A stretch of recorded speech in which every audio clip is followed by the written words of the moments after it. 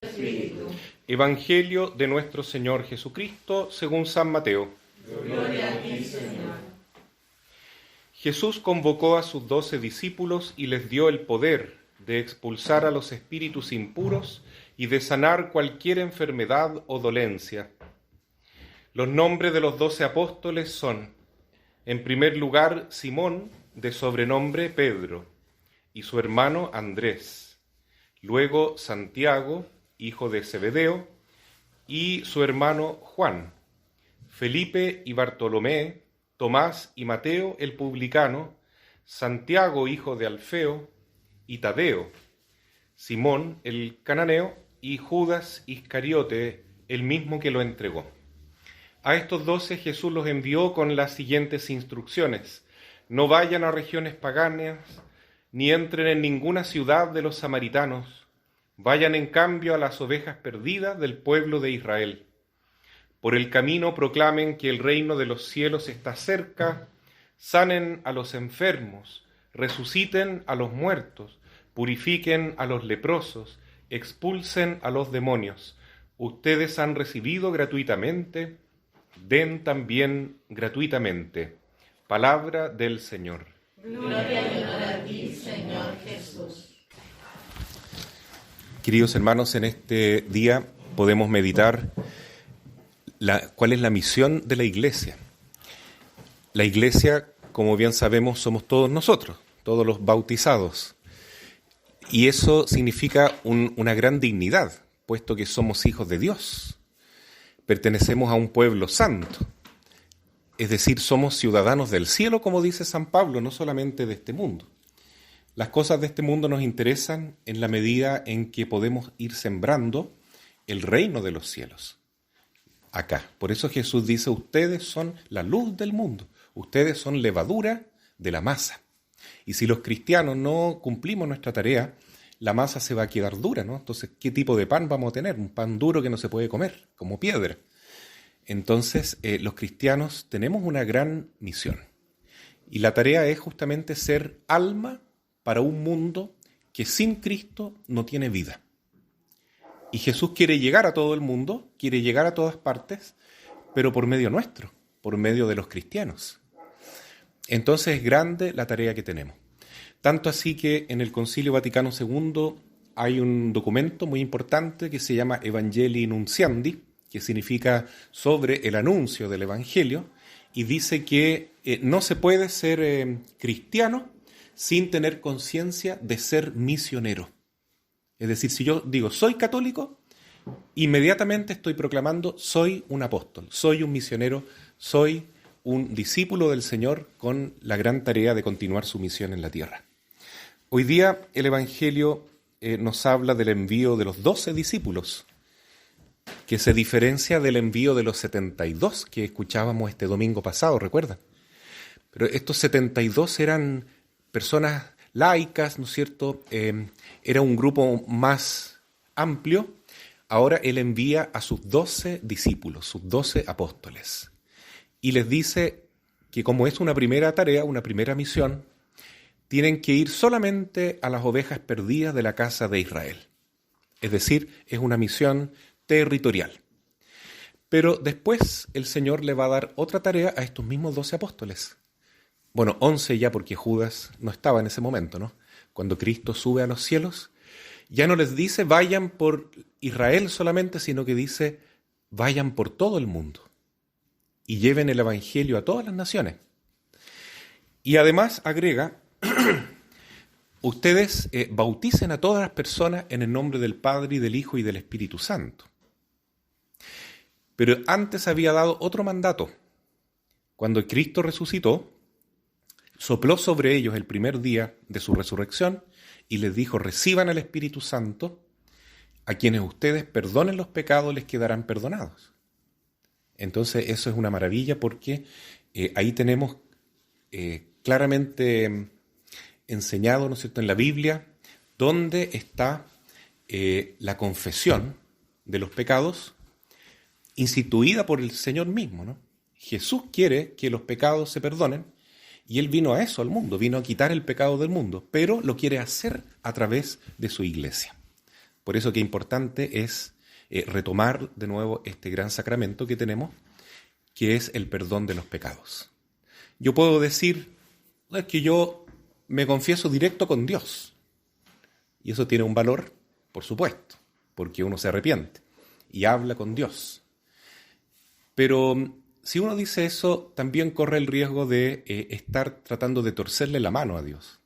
Como decir, ya, Dios quiere que yo me confiese con un sacerdote o con un obispo, pero no, yo lo voy a hacer a mi manera. Yo voy a hablar con un árbol, voy a hablar con el sol, voy a hablar con el aire, voy a hablar conmigo mismo.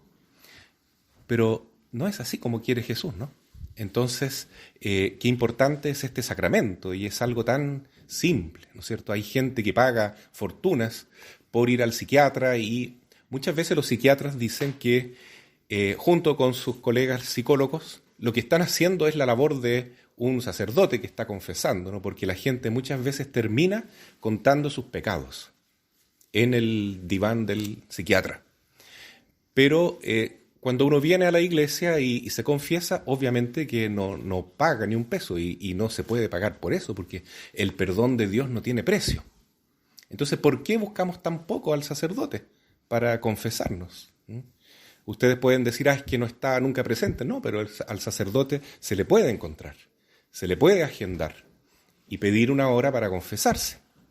Porque es algo tan grande, hermano, es algo tan hermoso lo que dice Jesús hoy día. La primera tarea que el Señor entrega a sus apóstoles va en la línea de la salud. De hecho, esta misión es una misión sanitaria prácticamente, ¿no? Porque Cristo envía a sus 12 apóstoles con esa tarea, ¿no? Sanen a los enfermos, limpien a los leprosos, expulsen a los demonios en mi nombre. Todavía no les da el poder de perdonar pecados, pero es una preparación, ¿no? Estos sacramentales maravillosos que tenemos en la iglesia, de oraciones de sanación, oraciones de exorcismo, oraciones de liberación, oraciones de consolación para ir sanando las heridas del alma, están presentes desde el primer momento de la iglesia. Y es la tarea que nosotros tenemos, los sacerdotes, los representantes de Cristo como cabeza, es decir, el clero, diáconos, sacerdotes y obispos, y el Papa, por supuesto. Tenemos esa tarea primera. La primera misión que Jesús nos da como a los discípulos aquí es entregar la salud en el nombre de Jesús. Porque Jesús es el que da la salud. Nosotros solamente somos sus instrumentos. Somos la voz de Jesús. Somos las manos de Cristo. Somos los pies de Jesús que caminan hacia el enfermo, hacia el hermano que necesita. Pero el que sana, el que da la salud es Jesús. ¿Ustedes saben lo que significa la palabra Jesús? Significa el que otorga salud, o Salvador, que es lo mismo. Salud y salvación se dice de la misma manera en latín, salus.